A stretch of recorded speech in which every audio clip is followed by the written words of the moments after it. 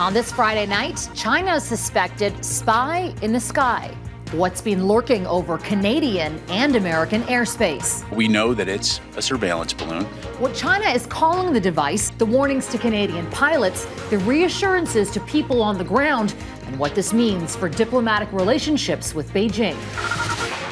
Avian flu fears. It's a very severe infection with a very high mortality rate. Concerns about how contagious this virus is among animals and the anxiety it could spread to humans. And surviving a boat capsizing, how these fishermen fought to stay afloat. Global National with Farah Nasser.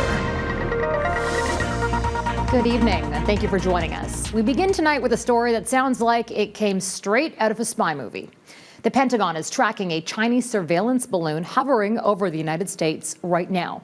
We also know it flew through Canadian airspace, and Global News has learned pilots were warned by air traffic controllers to be on the lookout for an untethered balloon. Here's what else we know. Right now, it's over the center of the continental U.S. and it's moving east. The balloon is massive, roughly the size of 3 school buses, and it appears to be carrying solar panels and satellite technology. And it's flying high, 60,000 feet above the ground. That's well above any commercial air traffic. We're tracking this story from several angles for you tonight, but let's start with Jackson Proskow on how the U.S. is responding. This thing is up in the sky, and I have no idea what it is. It first appeared as a gleaming orb over Montana. It's been there stationary for about the last 35 minutes. Unusual in its movements, inexplicable to witnesses on the ground. At first I thought it was a star, but I thought that was kind of crazy because it was broad daylight. It is, in fact, a high-altitude Chinese balloon the size of 3 school buses. The Pentagon calls its presence a clear violation of U.S. sovereignty, with one clear purpose: espionage. We know that it's a surveillance balloon, and I'm not going to be able to be more specific than that. We assess that there is no threat, physical threat or military threat to people on the ground. The U.S. has been tracking the balloon for days and swiftly communicated its displeasure to China. In protest, Secretary of State Antony Blinken postponed a planned visit to Beijing. China's decision to fly a surveillance balloon over the continental United States is both unacceptable and irresponsible. China then issued a rare statement of regret, claiming the balloon is a civilian airship used for meteorological research that simply blew off course. The balloon is maneuverable. Clearly, it's violated U.S. airspace. But what to do about it? The Pentagon weighed shooting it down as it flew over Montana.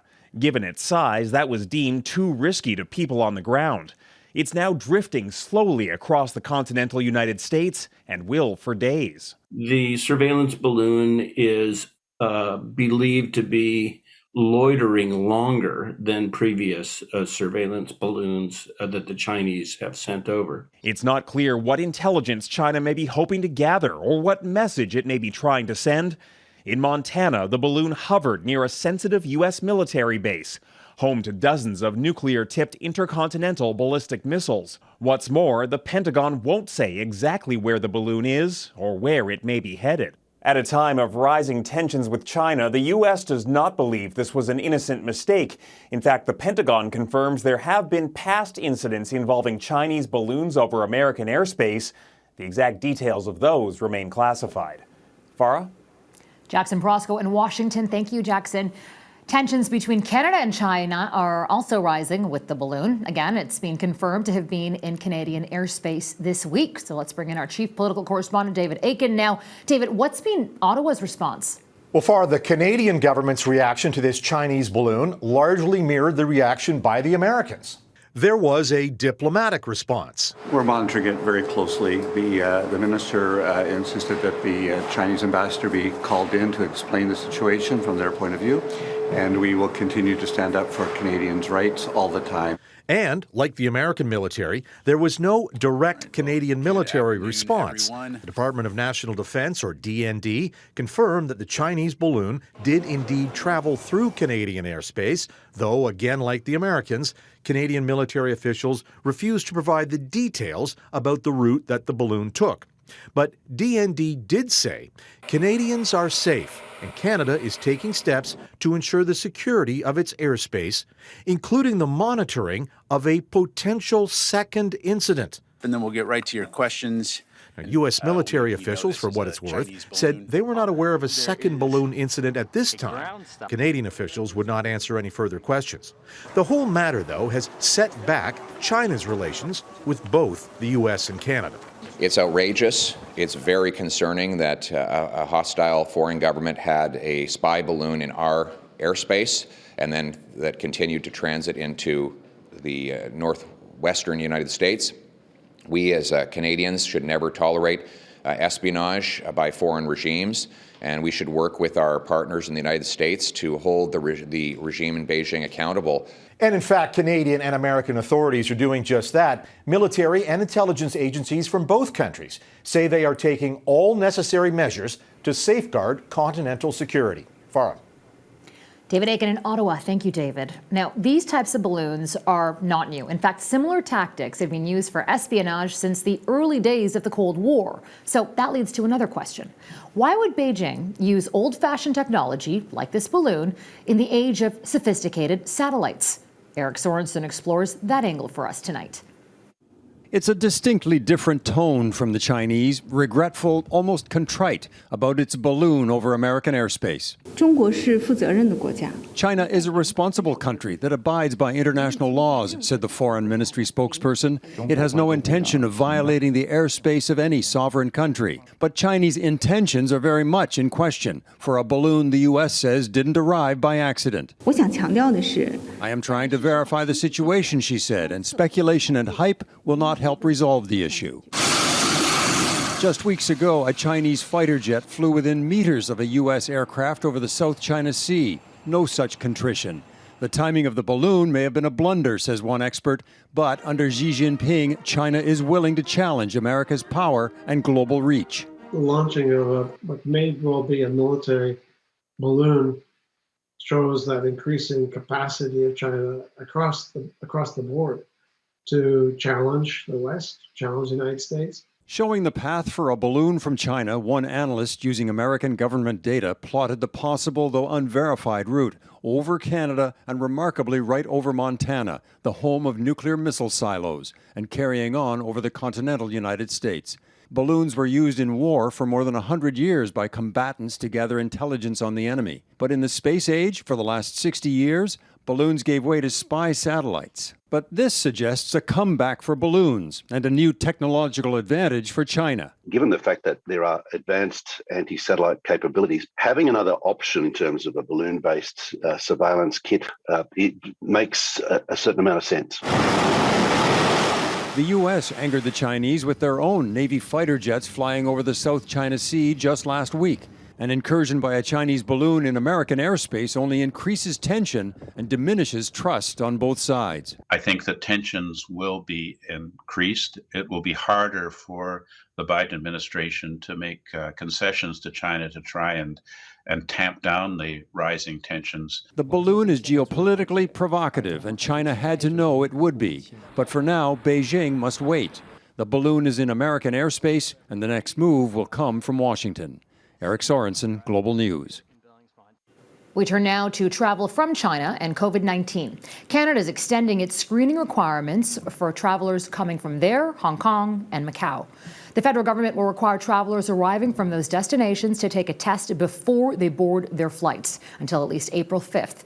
The testing requirement came into effect on January 5th. It was set to expire tomorrow, but Ottawa says it's still concerned about the lack of pandemic data coming out of China, especially considering the country's recent loosening of COVID-19 restrictions. The drug maker behind the first Canadian-developed COVID-19 vaccine is shutting down operations. Quebec-based Medicago is closing after its only shareholder, Mitsubishi Chemical Group, pulled investment in the company. 586 jobs are affected. Medicago's COVID vaccine was the first to be approved for use by Health Canada. The federal government gave the company $173 million to construct its facility and for vaccine development. The shot was also the world's first plant-based vaccine authorized for human use, but it was rejected by the World Health Organization over the company's ties to tobacco giant Philip Morris. There are new concerns over a worldwide spread of another virus, that is the avian flu. For more than a year, there's been a significant uptick in cases among wild birds and farmed poultry. And now, as Heather Yourex-West explains, there's new evidence that the illness is spreading among other mammals, too. For poultry farms across Europe and North America, there are few words as devastating as avian flu. It's deadly. The pathogenic forms of avian influenza, including H5N1, it's a very severe infection with a very high mortality rate. The saving grace has been that this virus, while deadly, didn't spread easily beyond birds. And while human cases are still rare, birds are no longer the only ones getting sick. And that, experts say, is a growing source of alarm. People are concerned that the virus is the H5N1, or the avian species of influenza, is becoming more transmissible. Much of this concern stems from a recent outbreak on a mink farm in northwestern Spain. The outbreak happened back in October, but in January, genetic sequencing revealed these animals had been infected with a new strain of H5N1, one that seems to allow avian flu to spread more easily mammal to mammal. So the way influenza works is, like COVID, it continues to change, but it has a unique mechanism where if two different flus infect the same animal at the same time, they can actually mix their genetic material and a brand new flu emerges. It's why the scientific community is watching the virus closely and calling for an increase in surveillance of animal health worldwide. The concern is if it's more easily transmitted between mammal hosts, could it jump into humans, and could there be mutations that facilitate transmission? On the heels of COVID, that's not something anyone wants to see. The good news is work on potential avian flu vaccines and antivirals are already well underway, so that if this virus does change to become a greater global threat, the world won't be caught so unprepared. Heather Yourex-West, Global News, Calgary. Millions of Canadians are bundling up and hunkering down. Coming up, the warnings about frigid winter conditions.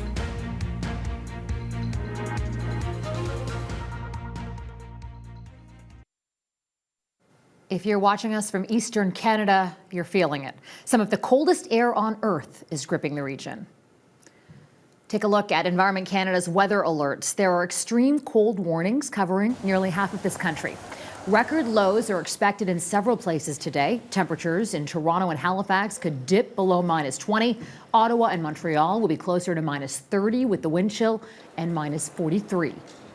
The powerful Arctic front is stretching to the core of the U.S. as well. The National Weather Service there is warning of once-in-a-generation wind chills.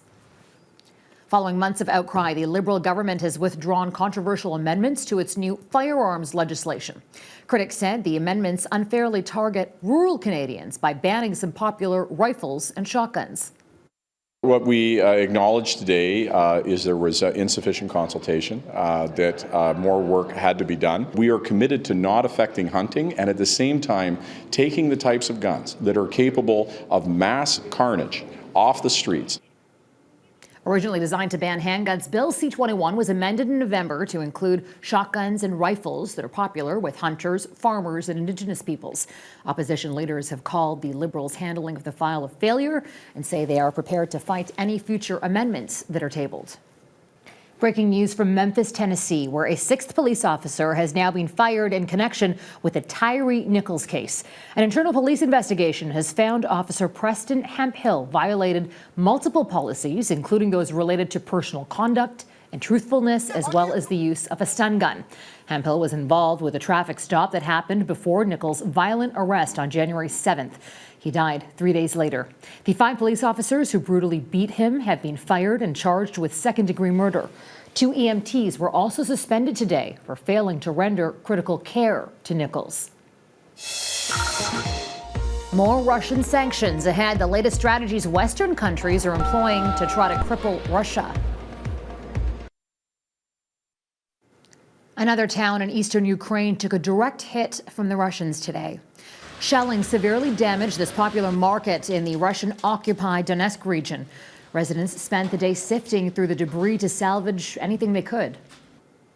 Today, Canada announced it's sanctioning another 38 people and 16 entities linked to Russian disinformation and propaganda for President Putin's war. The European Union also says a new round of Russian sanctions will be announced later this month. Ukrainian President Volodymyr Zelensky met with top EU leaders in Kyiv today, and as Redmond Shannon reports, he's once again pleading for stronger weapons. Good morning, Dennis. A trip to Kyiv's main post office for European Commission President Ursula von der Leyen, there to promote an EU-sponsored exchange scheme for energy-efficient light bulbs. Ukraine's power grid continues to struggle under regular Russian shelling. Meeting President Volodymyr Zelensky, von der Leyen says the EU's 10th round of Russian sanctions will be announced in 3 weeks to coincide with the one-year anniversary of the full-scale invasion. The plan is to focus once more on technology that can and should not be used by Russia's war machine. In particular, to close loopholes and stop components and weapons being sent to Russia from countries like Iran. Zelensky again asked for more powerful weapons. On Friday, Washington announced its latest arms package for Kyiv, including rockets that can reach much further into Russian-controlled territory in Ukraine. But on future EU membership, some less encouraging words for Zelensky. There are no rigid timelines, but there are goals that you have to reach. Reforms, for example. Most notably tackling corruption. Zelensky recently fired several top officials following corruption allegations. Ukraine is one of 8 candidate countries waiting to join the bloc. Meanwhile, the 3 Baltic EU leaders, whose countries all border Russia, have increased calls for a ban on any Russian or Belarusian athletes competing at next year's Paris Olympics. So boycotting is the next step. Poland's sports minister says he wants Canada and other Western nations to threaten a coordinated boycott unless the International Olympic Committee puts a ban in place. Redmond Shannon, Global News, London. And Global News will air a special on February 25th to mark 1 year since the latest Russian invasion of Ukraine. South Sudan is also ravaged by war and instability. And today, Pope Francis arrived there for the final leg of his trip to Africa. Thousands lined the streets to welcome the pontiff, who waved from his car window. The Pope was also joined for the first time by his Anglican and Scottish Presbyterian counterparts. The 3 leaders represent the main religions in South Sudan, which is predominantly Christian. Francis urged leaders to end the violence, ethnic hatred, and corruption that have been plaguing the world's youngest country. The Pope will celebrate Mass on Sunday before flying home to Rome. Planetary Defense Program. Next, NASA's plan in case a massive asteroid were to head toward Earth.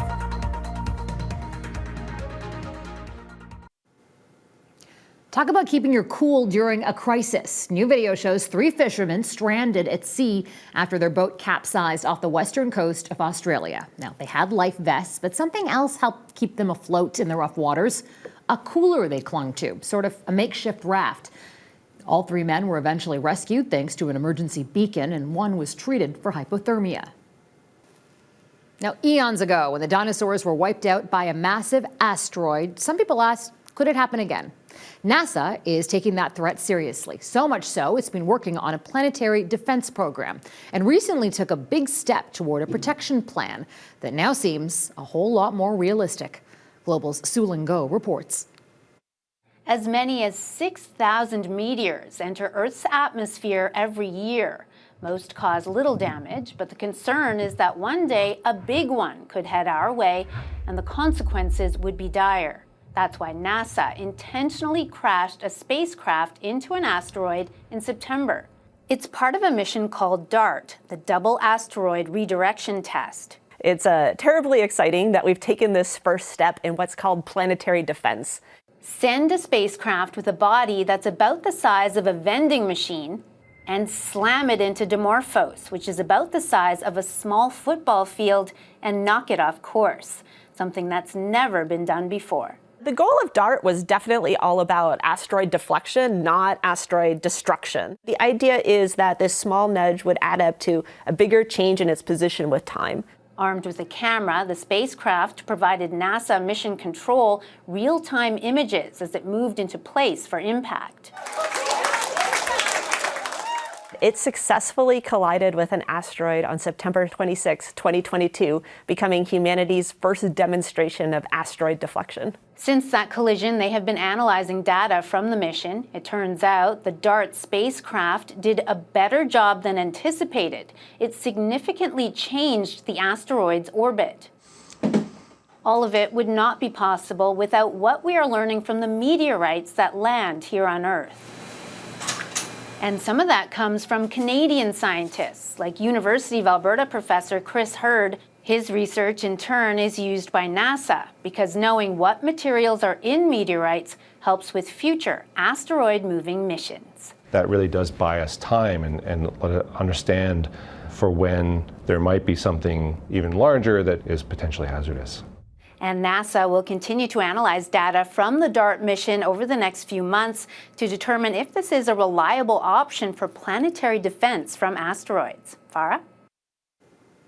Sue Lingo in Edmonton, thank you for that. And you can learn more about the work to stop an asteroid from destroying our planet on the New Reality Saturday at 7 right here on Global. And that's Global National for this Friday. I'm Farah Nasser. On behalf of our whole crew here, I want to thank you so much for spending part of your evening with us.